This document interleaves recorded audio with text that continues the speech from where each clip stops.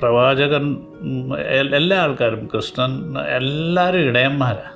ഈ ഭഗവാന്മാരൊക്കെയും ഈ ഈശ്വര സങ്കല്പത്തിന് എന്തോ ഈ മൃഗങ്ങളുമായിട്ട് വലിയൊരു അടുപ്പം ഉണ്ട് എന്ന് വേണമെന്നുണ്ടെങ്കിൽ ഇപ്പം ആടുകളിലൊന്നുമായിട്ടുള്ള ഒരു ശാരീരികമായ ബന്ധവും ആടുകളെ പലതരത്തിലുള്ള ഓമനപ്പേരിട്ടുള്ള വിളികളുമൊക്കെ അത്തരം രംഗങ്ങൾ അതിൽ ആവിഷ്കരിച്ചു കഴിഞ്ഞാൽ ഈ മരുഭൂമിയുടെ എത്ര കഠിനയാതനകൾക്കിടയിലും അവൻ്റെ ആശ്വാസം കണ്ടെത്തുന്നു, ഒരു ഇൻറ്റിമസി കണ്ടെത്തുന്നു.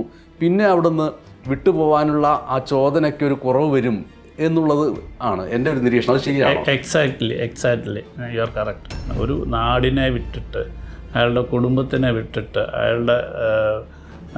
അയാളുടെ രുചികളെ വിട്ടിട്ട് മാനവികതയിൽ മനുഷ്യത്വത്തിൻ്റെ ശക്തിയിൽ ഉറച്ച ബോധ്യവുമായിട്ട് സിനിമാ തിയേറ്ററിൽ നിന്ന് ഇറങ്ങാൻ കഴിയുന്നു എന്നുള്ളതാണ് ഒരു യുക്തിവാദിയായ പ്രേക്ഷകനെ സംബന്ധിച്ചിട്ട് ഈ സിനിമ മുന്നോട്ട് വയ്ക്കുന്നത്. ഈ പറഞ്ഞ വിശ്വാസം, യുക്തി എന്നതിനൊക്കെ ഏതെങ്കിലും ഒരു പോയിന്റിൽ വെച്ച് സമതുലിതാവസ്ഥയിൽ എത്തിക്കാൻ ഈ സിനിമയ്ക്ക് കഴിയുന്നു എന്ന് പറഞ്ഞാൽ വലിയ പ്രയാസമുള്ളൊരു കാര്യമാണ്. അങ്ങനെ എത്തിക്കാൻ കഴിയുക എന്നുള്ളത്, അത് കഴിഞ്ഞു എന്നുള്ളത് വലിയൊരു ഭാഗ്യമായിട്ട് കരുതുകയാണ്. ലോക സിനിമയിലേക്ക് പടരുന്ന ആടുജീവിതം. സംവിധായകൻ ബ്ലസ്സിക്കൊപ്പം 1 മണിക്കൂർ.